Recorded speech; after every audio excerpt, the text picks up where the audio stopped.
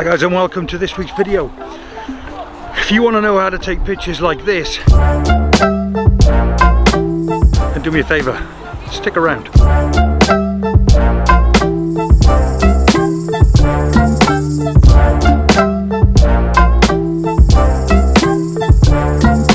This is our victim tonight, looking every bit like a skateboarder.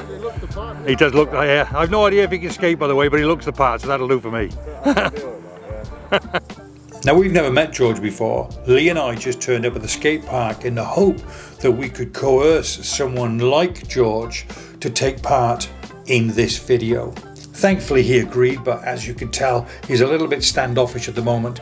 The best way to overcome that, or the best way to create a slight bond between the photographer and the subject, is to take a couple of shots like I did here. We're just taking test shots. One sec.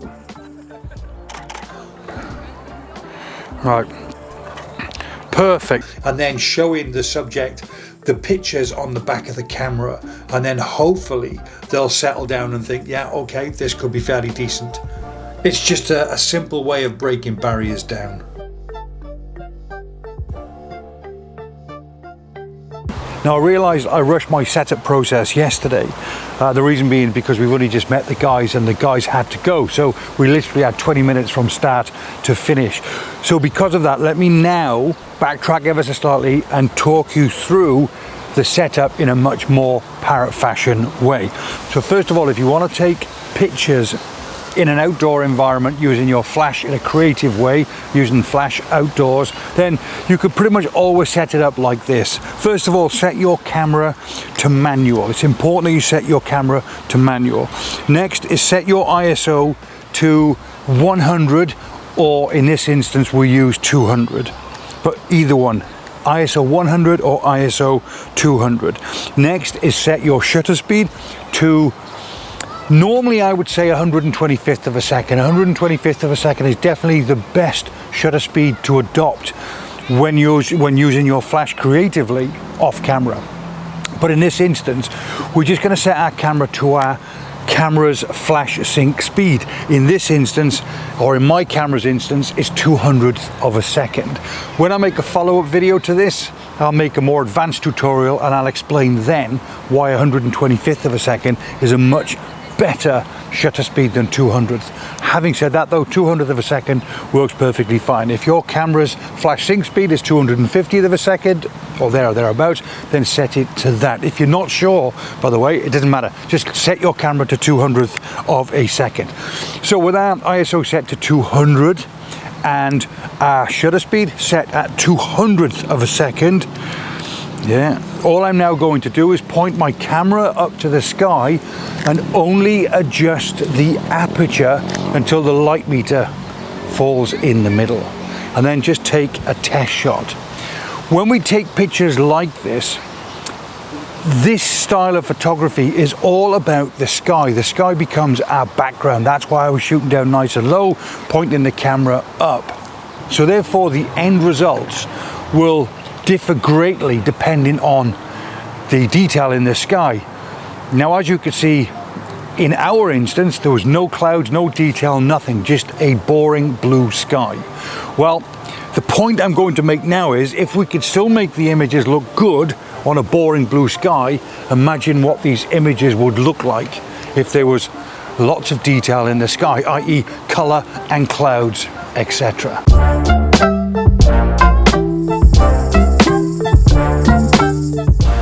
So now you've set the camera up, it's now time to set up your flash. Now you'll notice in the video that I'm only using my studio light. The intentions of this video was to use my studio light and then use the portable flash systems that I have, either a Canon speed light in my instance, or the cheap alternatives, i.e. the young newer ones that you can buy relatively cheaply on eBay. But time was against us and the lads basically just offered us a few jumps and then off they went. But on the follow-up, I promise you, I'll replicate everything I've done in a more advanced fashion, and I'll show you the results using your good old speed lights and the cheap flashes that you can buy as well. Right, but now it's time to set up our flash. Just like in our camera, go into your settings and set your flash to manual power. Once it's set to manual power, then turn the power up and down until the power level gets to 1/8 of the power. Just so you know, you can turn your power all the way up so it shows 1/1, that's full power, 1/2 is half power, quarter power, 8 to the power, 16 to the power, etc, etc. But as a ballpark figure, set it to around about 1/8 of the power. So now that we've got our camera set up and the flash set up, what we're now going to do is test the power of the flash on the subject. So we now need to place the flash where it's going to be in a consistent manner away from the subject. If it's 4 or 5 feet away, that's perfectly fine. Lay this down on the floor or lay it down on a stand or ask somebody to hold it. But it's important for this experiment that this flash doesn't move relative to the subject, so it stays the same distance away. The flash can move anywhere you want. We'll do that on the advanced tutorial, but just ensure that the flash stays the same distance away from the subject. And all we're going to do is take a test shot. Now, if the light is too bright on the subject, just lower the power down on your flash. If it's too dark, increase the light. Now, what's really cool about this style of photography is that we're actually using the flash to freeze the subject, in this instance a skateboarder, in midair. So we're not interested in the shutter speed of the camera, we're actually using our flash as a shutter speed. If you don't know what I'm talking about, I'll leave a link up there and a link at the end of this video to another video that I created explaining everything I'm talking about now. But just so you don't get too confused, what we're actually doing is freezing the subject by using our flash as our shutter speed and not the shutter speed on the camera.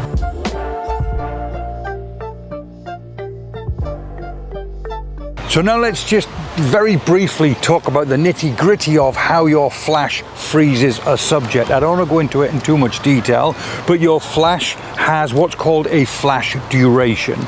Now let's translate that from a flash going off to a shutter speed.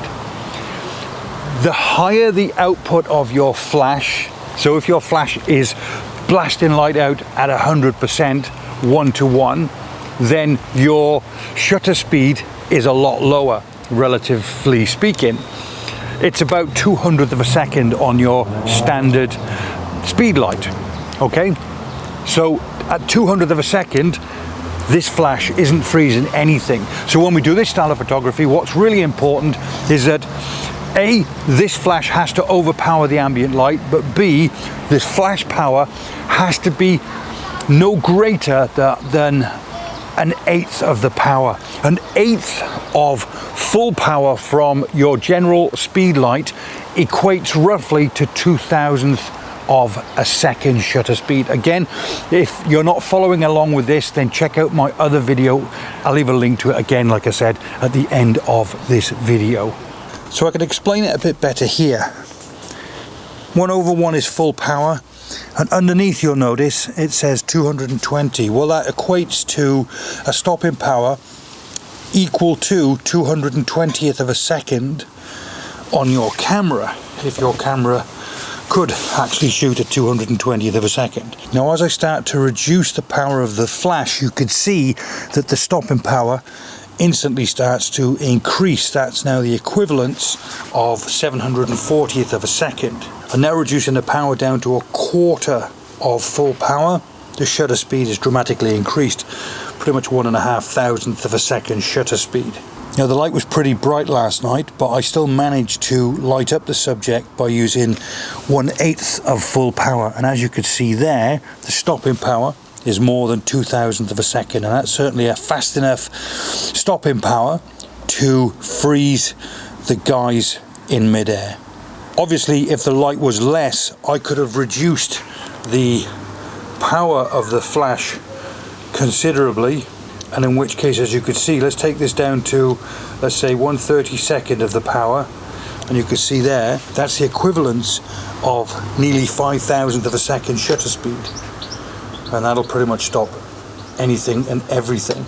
But just in case you didn't know, speed lights generally at their lowest power will have a stopping power of 0.008 of a second shutter speed. I'll show you it on here. There, that's 128th of full power at just over 0.008 of a second. This particular flash will go down even further to 1/256th of full power, offering me a 0.010 of a second equivalent shutter speed. Right, so that's my light all set up. Everything is tickety-boo, looks great. Most important thing for me now is to get a composition and then pre-focus. It's really important that I nail that focus while George jumps over. I want to pre-focus because I don't want the camera to start hunting. Cameras nowadays are pretty good, but I don't want the camera to start hunting and therefore lose the shot. So I'm going to go for a nice wide composition, and I'm going to lock that focus off, and I'm ready to go. Right, here we go. Oh, I wasn't ready. Sorry. You're too close anyway. Right, here he comes. Okay.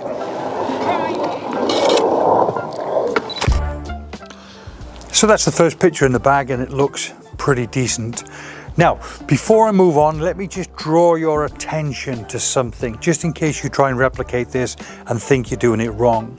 If I zoom in to George's face and body, you can see it's tack sharp. But if you look around the edges of the body, you'll see some shadowing. Don't worry, this is perfectly normal. This is called ghosting. And that's simply caused by the camera's shutter speed picking up ambient light versus the frozen image that's being captured by the flash. Again, don't worry, it's perfectly normal.